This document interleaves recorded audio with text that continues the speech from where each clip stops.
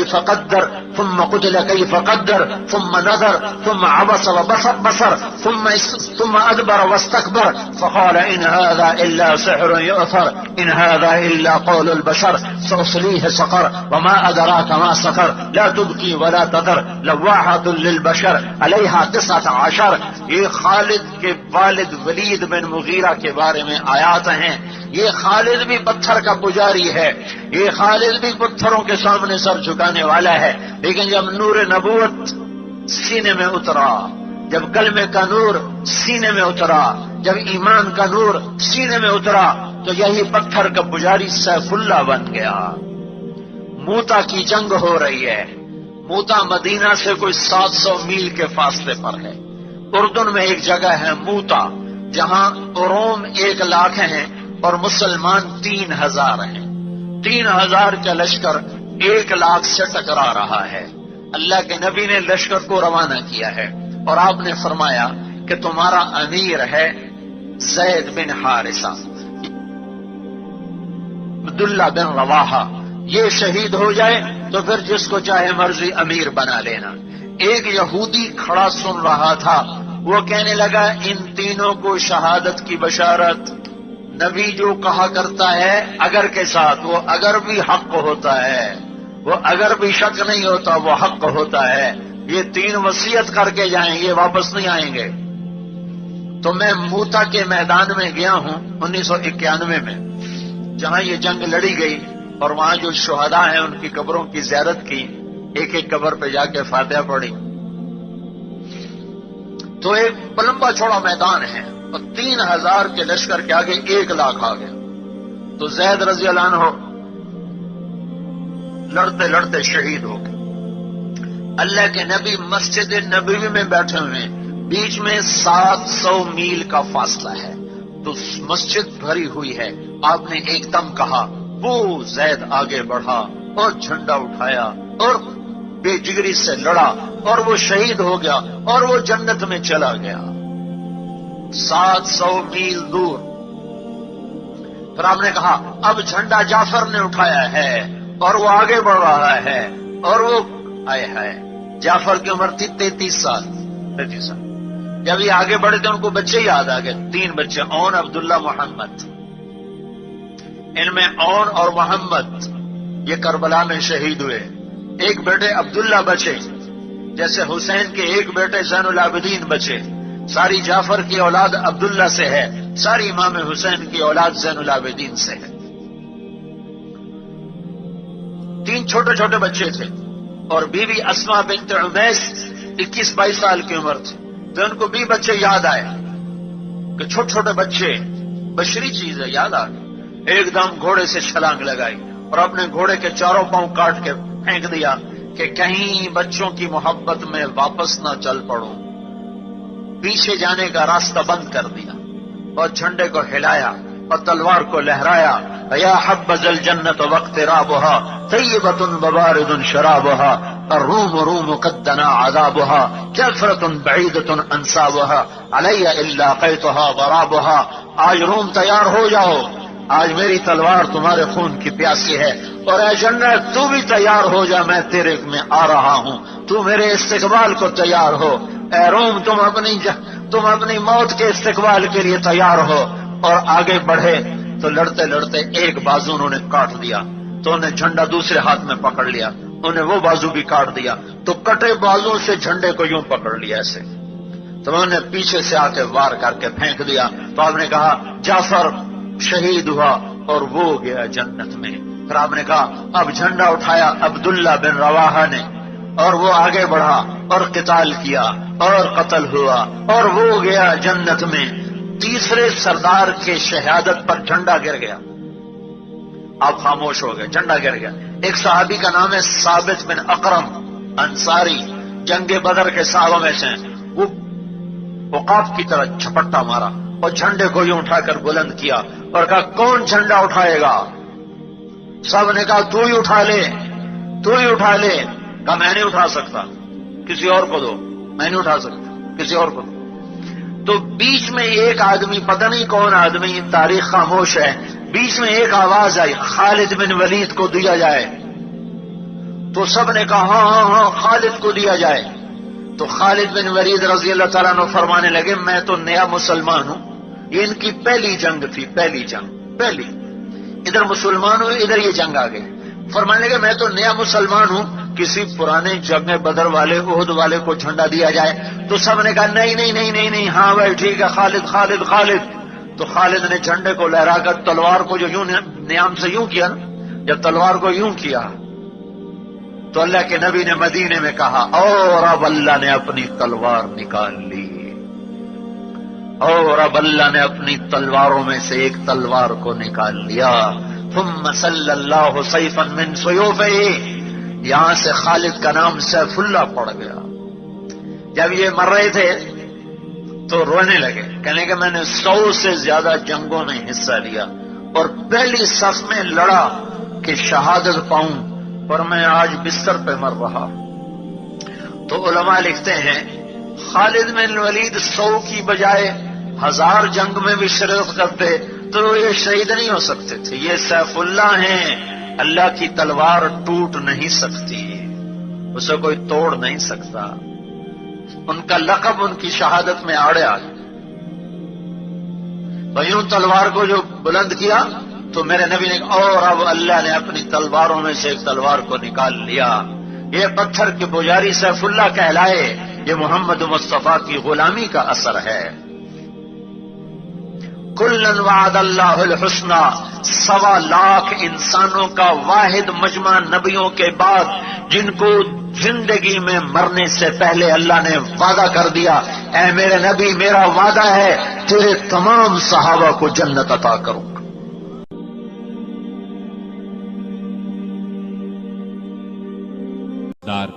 عبداللہ بن سبا تھا. یہ یہودی نسل کا ایک مکار آدمی تھا. اس نے پرہیزگاری کا لباس اوڑھ رکھا تھا.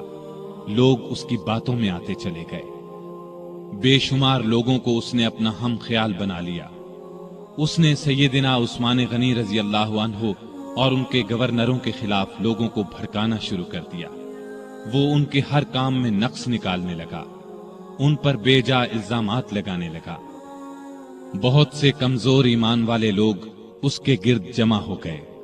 ان میں ایسے لوگ بھی تھے جو نئے نئے مسلمان ہوئے تھے. ان میں ابھی پختگی نہیں آئی تھی. کوفہ، بصرہ اور مصر میں اس نے سازشوں کا جال بچھا دیا. یہ جال اس قدر مہارت سے بچھایا گیا کہ بعض نیک دل لوگ بھی شک میں پڑ گئے کہ کہیں واقعی تو ایسا نہیں ہے. ایسے لوگوں میں بھی بے چینی پھیل گئی. پھر بے چینی کی یہ لہر مدینے کے لوگوں تک جا پہنچی. عبداللہ بن سبا اور اس کے حامیوں نے فتنے اور سازش کی یہ آگ الزامات کے ذریعے لگائی. اس نے الزام لگایا کہ عثمان غنی رضی اللہ عنہ نے اپنے رشتہ داروں کو خوش کرنے کے لیے انہیں بڑے بڑے عہدوں پر مقرر کر رکھا ہے. انہوں نے بیت المال سے بڑی بڑی رقمیں ایسے لوگوں کو دیں جو ان کے حقدار نہیں تھے بلکہ زیادہ تر ان کے رشتہ دار تھے. طرابلس کی جنگ سے جو مال غنیمت حاصل ہوا اس کا 5واں حصہ بیت المال کا حق تھا، لیکن انہوں نے مصر کے گورنر عبداللہ بن سعد کو دے دیا. جب سیدنا عثمان غنی رضی اللہ عنہ تک یہ باتیں پہنچی تو انہوں نے بھرے مجمع میں ان الزامات کے یہ جوابات دیے. میں نے ان لوگوں کو خوش کرنے کے لیے نہیں بلکہ لائق، بہادر اور بھروسے کے قابل سمجھ کر اونچے عہدوں پر مقرر کیا ہے. میں اپنے خاندان والوں سے واقعی محبت کرتا ہوں لیکن ان کی خاطر ظالم نہیں بن سکتا. میں ان کے صرف وہی حق ادا کرتا ہوں جو واجب ہیں. ان کو دل کھول کر دیتا ہوں تو بیت المال سے نہیں اپنے ذاتی مال میں سے دیتا ہوں. مسلمانوں کا مال میں اپنے لیے حلال سمجھتا ہوں اور نہ کسی دوسرے کے لیے. طرابلس کی لڑائی میں عبداللہ بن سعد اسلامی فوج کے سپاہ سالار تھے. میں نے ان سے وعدہ کیا تھا کہ اگر آپ لڑائی میں کامیاب ہوئے تو غنیمت کے مال کا 5واں حصہ آپ کو دیا جائے گا. فتح کے بعد میں نے اپنے وعدے کے مطابق یہ حصہ انہیں دیا، لیکن جب دوسرے مسلمانوں نے اس بات کو پسند نہ کیا تو میں نے یہ حصہ ان سے لے کر بیت المال میں جمع کرا دیا. اب اس میں اعتراض والی بات کون سی رہ گئی؟ اس کے علاوہ ان پر ایک چراہ گاہ کے بارے میں بھی الزام تھا. یہ چراہ گاہ مدینے کے قریب بنائی گئی تھی. सैयदना उस्मान गनी रजी अल्लाह अन्हु ने इसको हुकूमत की मिल्कियत करार दिया। आम लोगों को इससे फायदा उठाने से रोक दिया। इस इल्जाम के जवाब में उन्होंने ये कहा कि इस चरागाह को मुझसे पहले ही सरकारी बना दिया गया था ताकि सरकारी घोड़े और ऊंट वहां चर सकें। मैंने इसमें आम लोगों को मवेशी चराने से नहीं रोका। मेरे पास तो सिर्फ 2 ऊंट हैं जो मैंने हज के लिए रख छोड़े हैं। खिलाफत से पहले मैं सबसे ज्यादा ऊंटों और बकरियों का मालिक था। अब इन 2 ऊंटों के सिवा मेरे पास कोई जानवर नहीं है, यानी मैं इस चरागाह में अपने मवेशी नहीं चराता। इनके अलावा सैयदना उस्मान पर और भी ऐसे इल्जामात लगाए गए थे जिनकी सिरे से कोई हकीकत ही नहीं थी। बाज बातों का बतंगड़ बना दिया गया था। उधर फसाद फैलाने वाले लोग किसी बात के जवाब पर कोई तवज्जो नहीं देते थे। उनकी तो बस एक ही जिद थी कि सैयदना उस्मान को खलीफा न रहने दिया जाए। जब ये लोग दूसरों को खुल्लम खुल्ला बगावत पर उभारने लगे तो सैयदना उस्मान ने सूबों के तमाम गवर्नरों को मदीने में तलब करके उनसे मशवरा किया कि इस शोरिश को कैसे रफा किया जाए। बाज ने राय दी कि फसाद फैलाने वालों को सख्त सजाएं दी जाएं, लेकिन सैयदना उस्मान बहुत नर्म मिजाज थे, ऐसा करना पसंद न किया। दूसरी किसी राय पर भी इत्तेफाक न हो सका। सारे गवर्नर अपने अपने इलाकों की तरफ वापस रवाना हो गए। उनके जाने के बाद सैयदना उस्मान ने शोरिश दूर करने के लिए 3 काम किए। एक ये कि कूफे का गवर्नर सईद बिन आस की जगह बुजुर्ग सहाबी अबू मूसा अशरी को मुकर्रर फरमाया, क्योंकि कूफे के बागी सईद बिन आस के दुश्मन बन चुके थे और उन्होंने ये मुतालबा किया था कि अबू मूसा अशरी को कूफे का गवर्नर बनाया जाए। दूसरा ये कि चंद सहाबा को तमाम सूबों में ये तहकीक करने के लिए भेजा कि लोगों की जायज शिकायत क्या हैं और उनको कैसे दूर किया जा सकता है। तीसरा ये कि मुल्क भर में ऐलान करा दिया कि जिस किसी को मुझसे या मेरे किसी हाकिम से कोई शिकायत हो वो हज के मौके पर पेश करे। मैं ये शिकायत दूर कर दूंगा और जालिम से मजलूम का हक दिलाऊंगा। जिस वक्त सैयदना उस्मान हालात को सुधारने की ये कोशिशें फरमा रहे थे, ऐन उस वक्त दूसरी तरफ मिस्र, कूफा और बसरा के साजिशी लोगों ने आपस में खतूत लिखकर खुफिया तरीके से तय किया कि अचानक मदीने पहुंचकर सैयदना उस्मान से तलवार के जोर पर अपने मुतालिबात मनवाए जाएं। आखिर ये लोग, जिनकी तादाद हजारों में थी, एक ही वक्त मदीने पहुंचे। शहर से 2-3 मील दूर पड़ाव डाला। पहले उन लोगों ने मदीने के सबसे बुजुर्ग सहाबा अली, तलहा, जुबैर और साद बिन अबी वक्कास रज़ियल्लाहु अन्हुम को अपने साथ मिलाने की कोशिश की, लेकिन चारों ने उनका साथ देने से इनकार कर दिया। उसके बाद सैयदना अली जनाबे उस्मान की तरफ से बागियों के पास गए और उनके एक एक इल्जाम का जवाब देकर उन्हें वापस जाने की तरगीब दी। साथ ही उन्हें यकीन दिलाया कि सैयदना उस्मान तुम्हारे जायज मुतालिबात मानने के लिए तैयार हैं। इस पर सारे बागी वापस जाने पर रजामंद हो गए और अपने अपने इलाके की तरफ रवाना हो गए। इस वाक़े को चंद ही रोज गुजरे थे कि एक दिन मदीने की गलियां घोड़ों की टापों और इंतकाम इंतकाम की आवाजों से गूंज उठी। लोग घबराकर बाहर निकले। उन्होंने देखा कि मिस्री बागियों की जमात फिर वापस आ गई है। सैयदना अली आगे बढ़े और उनसे वापस आने का सबब पूछा तो उन्होंने जवाब दिया कि हम वापस जा रहे थे। रास्ते में एक शख्स को देखा जो मदीने की तरफ से आ रहा था और बड़ी तेजी से मिस्र की तरफ जा रहा था। हमें उसकी चाल ढाल से शुबा गुजरा। रोक कर उसकी तलाशी ली तो उसके पास से एक खत मिला। वो खत मिस्र के गवर्नर के नाम था। खत अमीरुल मोमिनीन उस्मान की तरफ से था। इसमें उन्होंने लिखा था कि जो लोग मदीने से मिस्र वापस आ रहे हैं उन सबको कत्ल कर दिया जाए। खत पर सैयदना उस्मान की मोहर भी लगी थी। इस खत को देखकर हमने समझ लिया कि हमारे साथ धोखा किया जा रहा है। अब हम इस धोखे का इंतकाम लेने के लिए वापस आए हैं। जब ये मामला सैयदना उस्मान गनी रजी अल्लाह अन्हु के सामने रखा गया तो वो बहुत हैरान हुए और कसम खाकर कहा, न मैंने ये खत लिखा न किसी से लिखवाया। इस पर लोगों ने ख्याल जाहिर किया कि ये खत सैयदना उस्मान के मुशीर मरवान बिन हकम ने उनकी इजाजत के बगैर लिखा है। उधर बागी तो फसाद पर तुले हुए थे। उन्होंने कहा, खत चाहे किसी ने लिखा हो, इसके जिम्मेदार खलीफा ही हैं, इसलिए वो खिलाफत से अलग हो जाएं। इसी दौरान में कूफा और बसरा के लोग भी वापस आ गए। उनसे पूछा गया कि तुम लोगों के रास्ते तो अलग अलग हैं, फिर तुम किस तरह रास्ते से पलट आए हो? उन्होंने कोई जवाब न दिया और मिस्रियों में शामिल हो गए। सैयदना उस्मान गनी रजी अल्लाह अन्हु ने बागियों को जवाब दिया, जब तक मुझ में जान है खिलाफत से अलग नहीं होगा। मैं तुम्हारी हर जायज शिकायत को दूर करने के लिए तैयार हूं, लेकिन तुम्हारे कहने से खिलाफत की कमीज को नहीं उतारूंगा, इसलिए कि ये कमीज मुझे अल्लाह ने पहनाई है और मुझे रसूलुल्लाह सल्लल्लाहु अलैहि वसल्लम ने फरमाया था कि अल्लाह ताला तुझे कमीज पहनाएगा, फिर उसे उतारने के लिए लोग आएंगे तो इसे न उतारना। मैं ना तो तलवार के जोर पर खलीफा बना था और न कोई तलवार के जोर पर मुझे खिलाफत से अलग कर सकता है। मैं रसूल सल्लल्लाहु अलैहि वसल्लम की वसीयत के मुताबिक आखिरी दम तक सब्र करूंगा। उनका ये जवाब सुनकर सारे बागी आगे बढ़े और अमीरुल मोमिनीन सैयदना उस्मान गनी के घर को घेरे में ले लिया। बागियों ने उनके घर को कई दिन तक घेरे में रखा। उन दिनों में इन जालिमों ने बहुत घटिया हरकत की। उनके घर में पानी और खुराक तक जाने से रोक दिया।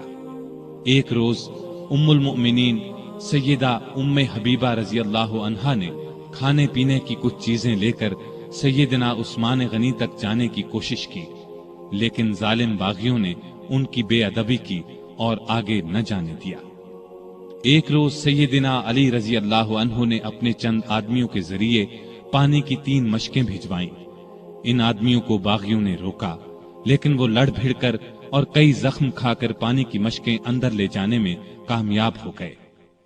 1-2 बार पड़ोस के घरों से भी खुराक और पानी की मदद पहुंची, लेकिन ये इतनी कम होती थी कि बड़ी मुश्किल से 1-2 दिन गुजरते थे। मदीने में जितने भी बुजुर्ग और जलीलुल कद्र सहाबा मौजूद थे, उन सब ने बागियों को बहुत समझाया, लेकिन बागियों ने उनका भी लिहाज न किया, कोई बात न मानी। खुद अमीरुल मोमिनीन सैयदना उस्मान गनी रजी अल्लाह अन्हु ने कई मर्तबा बागियों को समझाने की कोशिश की।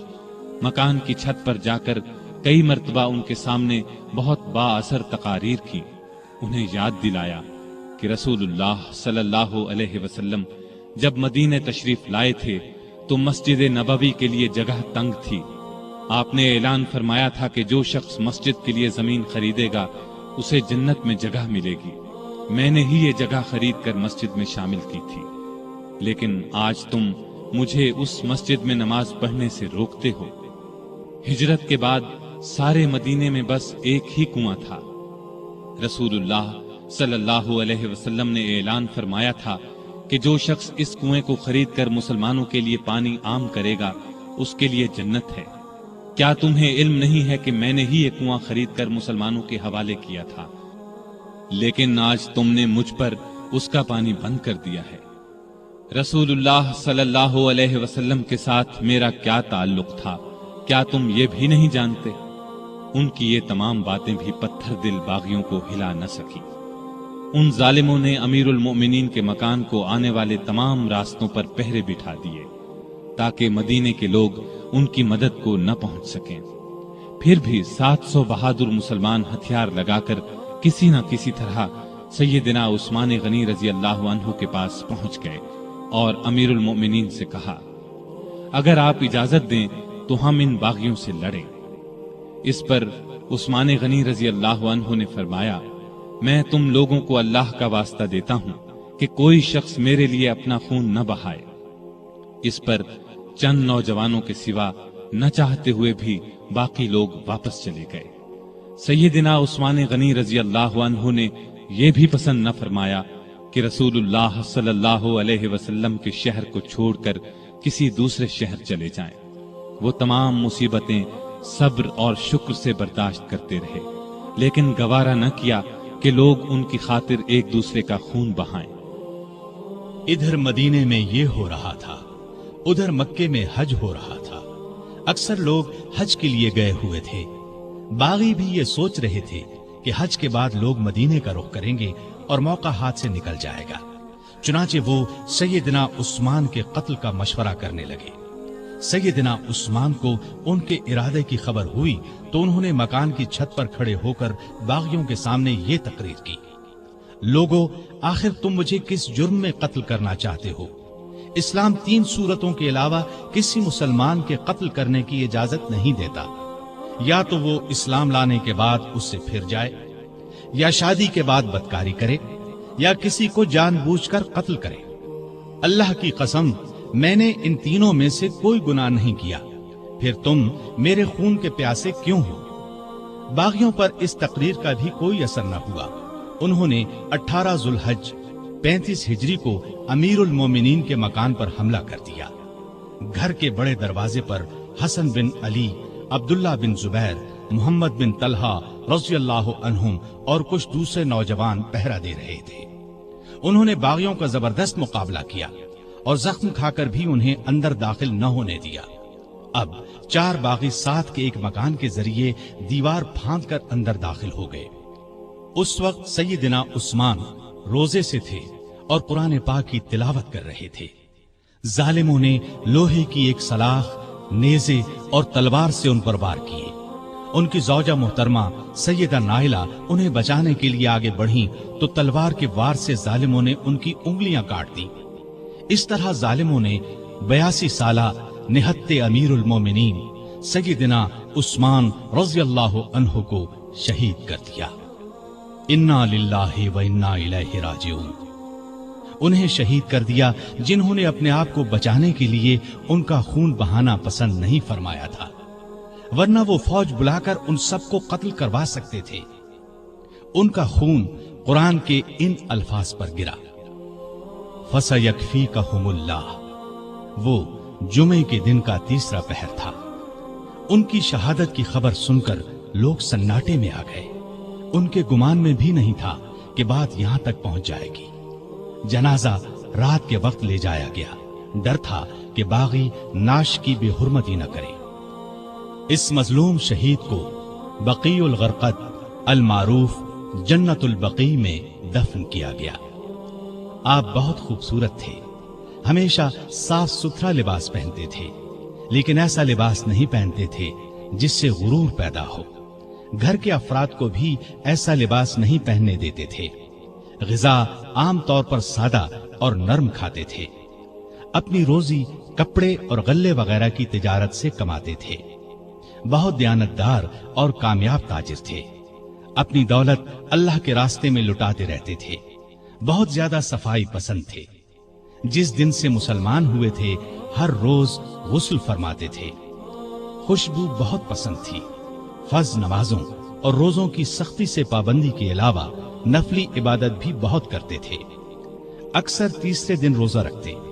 रात को सिर्फ इतना खाते कि इंसान जिंदा रह सके। बाज औकात तो सारी रात इबादत में गुजार देते। कुरान मजीद की तिलावत का बहुत ज्यादा शौक था। तिलावत के बगैर कोई दिन न गुजरता था। हर साल हज के लिए जाते। आखिरी साल बागियों के मुहासरे की वजह से न जा सके। लिखना पढ़ना जानते थे। वही की किताबत भी करते थे। वही नाजिल होती तो अक्सर नबी करीम सल्लल्लाहु अलैहि वसल्लम उन्हें लिखने के लिए बुलाते। कुरान के बहुत बड़े आलिम और हाफिज थे। रसूलुल्लाह सल्लल्लाहु अलैहि वसल्लम की 146 अहादीस आपके जरिए से उम्मत तक पहुंची। शरीयत के मसाइल से बखूबी वाकिफ थे। लोग उनसे मसले पूछते थे।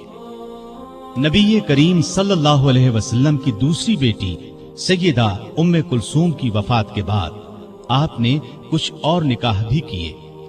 9 या 7 बेटियां और 8 बेटे हुए। 2 बेटे बचपन ही में फौत हो गए। उनके एक बेटे अबान ने शोहरत पाई। बनु उमैया की हुकूमत में ऊंचे ओहदों पर काम किया। हया सैयदना उस्मान में बहुत ज्यादा थी। हत्ता के फरिश्ते भी उनसे हया करते थे। अल्लाह का खौफ बहुत था। मौत, कब्र और क़यामत का हर वक्त ख्याल रहता। आपकी सखावत इंतहा को पहुंची हुई थी। कोई दिन ऐसा नहीं गुजरता था जिसमें वो खैरात न करते हों। वो अल्लाह ताला के इस इरशाद की मुकम्मल तस्वीर थे। जो लोग जरूरत मंदों के लिए दिल को तंग किए बगैर अपना माल खर्च करते हैं वही कामयाब हैं। सैयदना उस्मान गनी रजी अल्लाह अन्हु ने बेर रूमा खरीद कर मुसलमानों के लिए आम कर दिया। मस्जिद नबवी की तौसी के लिए जमीन खरीदी। सैयदना अली रजी अल्लाह अन्हु की सैयदा फातिमा रजी अल्लाह अन्हा से शादी का मौका आया तो उन्होंने अपनी जिरा सैयदना उस्मान रजी अल्लाह अन्हु के हाथ 480 दिरहम में बेच दी। उस्मान रजी अल्लाह अन्हु ने इस रकम के साथ वो जिरा भी उन्हें वापस तोहफे में दे दी। तबूक के मौके पर तो उनकी दरिया दिली की इंतहा न रही। कहत के मौके पर गले से लदे हुए ऊंट लोगों में तकसीम कर दिए। हर जुमे को एक गुलाम आजाद करते थे। किसी जुमे न कर पाते तो आइंदा जुमे 2 गुलाम आजाद करते। अपनी खिलाफत के जमाने में बैतुल माल से अपनी जात के लिए 1 दिरहम भी न लिया, अगरचे वो कम अज कम 5000 दिरहम हर साल लेने के हकदार थे। 12 साला खिलाफत में 60,000 दिरहम गोया उन्होंने मुसलमानों के लिए छोड़ दिए। आप रजी अल्लाह अन्हु में सादगी इंतहा को पहुंची हुई थी। अपने काम अपने हाथों से करते थे। एक मर्तबा एक गुलाम ने सैयदना उस्मान गनी रजी अल्लाह अन्हु को दावत दी। उसकी दावत खुशी से कबूल कर ली। निहायत साबिर थे। तमाम मुसीबतें निहायत सब्र से बर्दाश्त की। अपने हामियों को मुखालिफिन पर तलवार न उठाने दी। नबी अकरम सल्लल्लाहु अलैहि वसल्लम से आपको बेइंतहा मोहब्बत थी। एक मर्तबा नबी करीम सल्लल्लाहु अलैहि वसल्लम के घर में 4 दिन का फाका था। सैयदना उस्मान गनी रजी अल्लाह अन्हु को पता चला तो फौरन बहुत सा आटा, खजूरें, 1 बकरा और 300 दिरहम लेकर हुजूर सल्लल्लाहु अलैहि वसल्लम के घर पहुंचे। उस वक्त आप सल्लल्लाहु अलैहि वसल्लम घर में नहीं थे। उन्होंने ये चीजें बीबी आयशा रजी अल्लाह अन्हा के हवाले की। थोड़ी देर बाद कुछ रोटियां और भुना हुआ गोश्त भी दे आए। नबी सल्लल्लाहु अलैहि वसल्लम घर तशरीफ लाए तो सैयदा आयशा सिद्दीका रजी अल्लाह अन्हा ने आप सल्लल्लाहु अलैहि वसल्लम को बताया कि उस्मान ये सामान दे गए हैं। आप सल्लल्लाहु अलैहि वसल्लम ये सुनकर घर नहीं ठहरे, फौरन मस्जिद में तशरीफ ले गए और हाथ उठाकर दुआ मांगी। ऐ अल्लाह, मैं उस्मान से राजी हो गया हूं, तू भी उस्मान से राजी हो जा। ये अल्फाज नबी करीम सल्लल्लाहु अलैहि वसल्लम ने 3 बार दोहराए। जिस हाथ से सैयदना उस्मान गनी रजी अल्लाह अन्हु ने नबी करीम सल्लल्लाहु अलैहि वसल्लम से बैत की थी, उस हाथ से सारी जिंदगी गंदी चीज को नहीं छुआ। बागियों की शोरिश बढ़ी तो अमीर मुआविया रजी अल्लाह अन्हु ने पेशकश की कि आप मेरे पास शाम आ जाएं, यहां आप हर तरह से महफूज रहेंगे। इस पर फरमाया, चाहे मेरी गर्दन कट जाए, मैं रसूलुल्लाह सल्लल्लाहु अलैहि वसल्लम के शहर को नहीं छोड़ सकता। नबी करीम सल्लल्लाहु अलैहि वसल्लम को भी आपसे इतनी ही मोहब्बत थी, इसलिए अपनी 2 बेटियां आपके निकाह में दी। सैयदना उस्मान गनी रजी अल्लाह अन्हु उन 10 सहाबा में से एक हैं जिन्हें जन्नत की खुशखबरी नबी करीम सल्लल्लाहु अलैहि वसल्लम ने इस दुनिया ही में दे दी थी। रसूलुल्लाह सल्लल्लाहु अलैहि वसल्लम का ये भी फरमान है, उस्मान रजी अल्लाह अन्हु जन्नत में मेरे साथी हैं। सैयदना उस्मान गनी रजी अल्लाह अन्हु के चंद कौल ये हैं, उसने अल्लाह का हक नहीं जाना जिसने लोगों का हक नहीं जाना। हकीर से हकीर पेशा इख्तियार करना हाथ फैलाने से बेहतर है। गरीब का 1 रुपया खैरात करना दौलतमंद के 1 लाख रुपए खैरात करने से बेहतर है। अपने रब के सिवा किसी से उम्मीद न रखो। गुनाह किसी न किसी सूरत